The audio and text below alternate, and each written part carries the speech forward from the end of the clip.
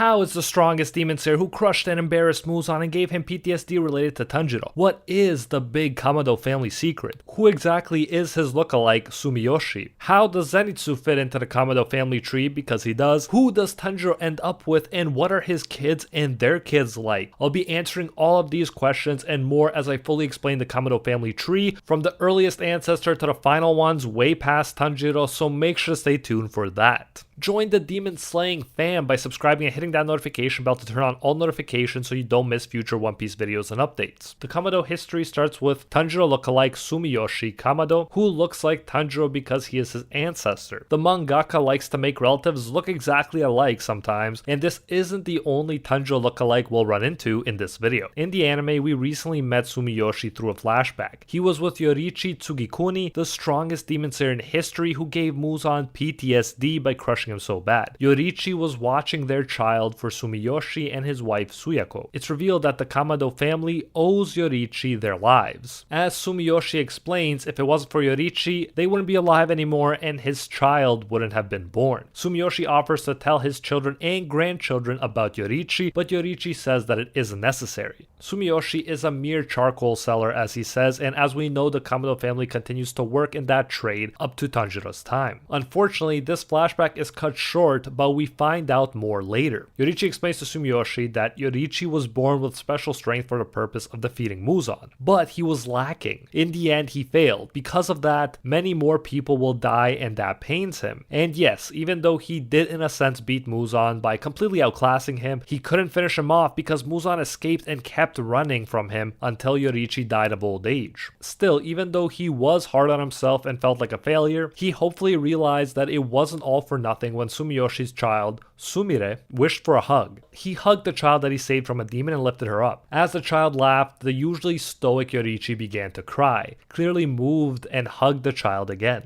Although he couldn't save his own wife and child, hopefully he realized that he saved this child. It's thanks to him that she could be joyful like this, so his life wasn't really for nothing. Suyako stumbles upon this scene carrying another baby on her back, and since she saw him crying, she tried to cheer him up. Later, Yoriichi shows Suyako the sword forms for sun breathing after she asks to see them. Sumiyoshi watched them carefully, burning them into his memory, so not one escaped. It's going to be very useful that he did this because of ancestral inherited memory so that Tanjiro can access it later. Sumiyoshi would go on to pass this sun breathing down through the dance of the fire god. It was after he illustrated the sword forms that Yoriichi gave Sumiyoshi his ear ornaments, aka the Hanafuda earrings that Tanjiro wears and that are so iconic when it comes to Demon Slayer. Sumiyoshi realized that Yoriichi would never come back, but now at least he had the ear ornaments and sun breathing to pass down through the Kamado family tree. So even though Yoriichi wasn't technically a Kamado, he's definitely a Kamado in spirit. He had a big impact on the family, from saving it to leaving his earrings and sun breathing with them. Eventually, through a dance of the fire god and Sumiyoshi's ancestral memories, Tanjiro will be able to beat Muzan once and for all, albeit with help. So Yoriichi really did set the groundwork for beating Muzan through the Kamado family, even if he didn't succeed in doing it during his lifetime. As Yoriichi left, Sumiyoshi said once again that he saved their lives and so they will carry on his legacy, and they did, through the Kamado family tree. Once Sumiyoshi makes it clear that Yoriichi's life wasn't meaningless and that he'll pass down the ornaments and sun breathing, Yoriichi actually smiles as he says thank you. Tanjiro similarly thanks Yoriichi eventually, saying that if it weren't for Yoriichi, he'd never have been born. Yoriichi and Sumiyoshi lived over 300 years before the main story begins. We know that thanks to Yoriichi, the family tree kept growing uninterrupted until we get to Tanjiro's dad, Tanjiro Kamado, who married Kie Kamado and had a whopping 6 kids: Tanjiro, Nezuko, Takeo, Hanako, Shigeru, and Rokuta. But before getting into the kids, let's take a look at Tanjiro. Many have compared him with Yoriichi, and some even thought that he was the same person before the truth was revealed in the manga. Some people still think they're the same person in my comment section. Unfortunately, Tanjiro became sick and frail, but he nevertheless seemed to be the embodiment of Yoriichi's teachings. He knew Hinokami, aka Dance of the Fire God, well and even taught it to Tanjiro. Similarly, he wore the Hanafuda earrings. Notably, he also had a sort of scar on his forehead where Tanjiro did too, and where Yoriichi had the Demon Slayer mark. To me at least, it's a sign that Tanjiro probably could have awakened the Demon Slayer mark like Tanjiro under the right circumstances. We get flashbacks of Tanjiro doing the dance of the fire god. Tanjiro, our protagonist, is told that their family works with fire, so in order to keep them safe, they offer a dance and prayers to Hinokami, the fire god, at the start of each year. Although the origins of the dance have been lost, namely that it came from Yoriichi, it is still in the family and there to help against Muzan when the time is right. Once Tanjiro asked his father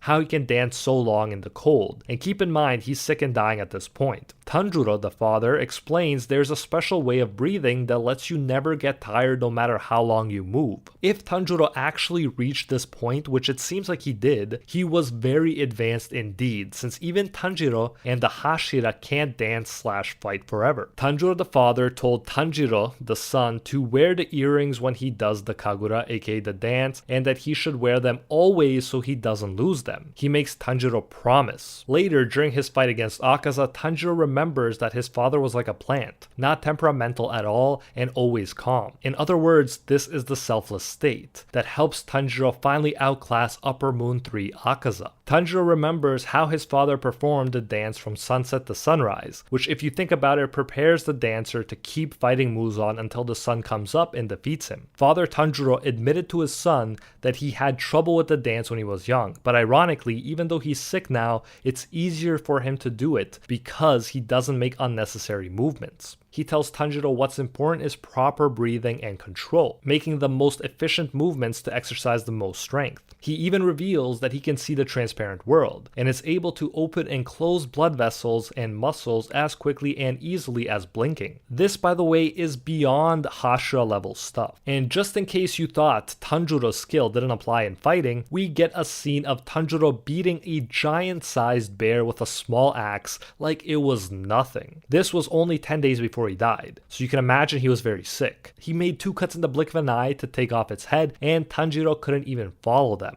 Father Tanjiro was truly a legend that seemed to have more skill than Tanjiro and the Hashira, but unfortunately he became sick before he could confront Muzan as a demon slayer. Nevertheless, as the kamado before him did, he passed on what he learned to his son the best he could. And Tanjiro, even if he wasn't as skilled as Tanjiro, learned from him the dance of the fire god as well as how to see the transparent world and the selfless state eventually. Luckily, he had strong Hashira and friends to help him make up for any gap he had left in skill. Tanjiro himself, when he faces Muzan, admits that he doesn't have Yoriichi's or his father's skill, but nevertheless he knows the dance, aka the sun-breathing forms, and even knows that they must be connected and repeated. Although all of Tanjiro's younger children were killed, Tanjiro, the one he taught sun-breathing, and Nezuko were still left. Now back to the Muzan fight, where the whole Yoriichi influence on the Kamado family reaches its climax. Muzan realizes that Tanjiro has turned his black blade red, like Yoriichi did before him, but he also knows that Yoriichi's red blade and swings were much more formidable. Thus he thinks he'll be fine, until he realizes that the poison he ingested through Tamayo's cells is slowing him down as well, preventing him from finishing Tanjiro off. This is what I'm talking about when I say that it is a team effort and that the team makes up for any lack of skill Tanjiro may have compared to Yoriichi or even his father. Even Yoriichi's old attacks come into play as they continue to burn Muzan's flesh after all of these centuries. After being sufficiently weakened, Yoriichi's attacks appear visibly on Muzan's body, helping Tanjiro and everyone see where he's most vulnerable. After a lot of teamwork, they end up holding off Muzan long enough for the sun to come up and do its work. Finally, the Kamado family has completed their mission of finishing what Yoriichi started, even if it took over 300 years. But that's not the end of the family tree, since Tanjiro gets married and has children, and they have children, and so on and so on.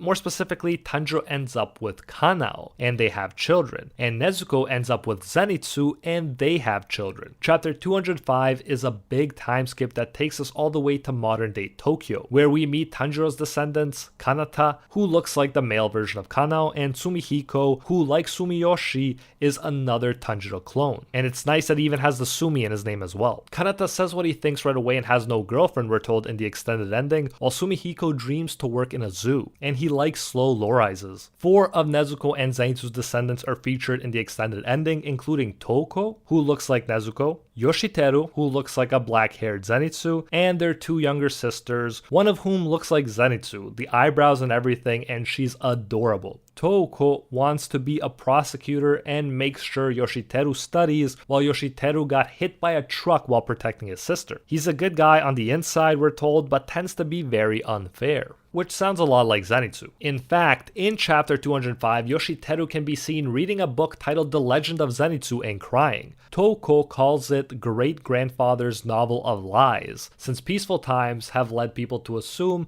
that demons never existed. We also see on the last page that the current Kamado residence has the Hanafuda earrings featured on the wall and a photograph of Tanjiro, Nezuko, and the rest who succeeded in ridding the world of demons. So I really like that they still held on to Yoriichi's earrings after all this time. In the extended ending, we also get Sumihiko dreaming about his grandma and how she used to tell him about his great-great-grandpa and grandma who worked really hard to defeat all of those human-eating demons, so everything's okay now. It's hard for us to picture Tanjiro as a great-great-grandpa, but it's nice to see how far the family tree has come, from Sumiyoshi as far as named ancestors go, all the way to here. The secret influence of Yoriichi and his son breathing helped this family of coal sellers save the world, and that influence is still present and honored by the earrings on the Kamado wall. But that's just the tip of the iceberg, and if little known Demon Slayer secrets interest you, then you won't want to miss my 101 Demon Slayer secrets you didn't know video, link on screen right now and in the description. I'll see you there.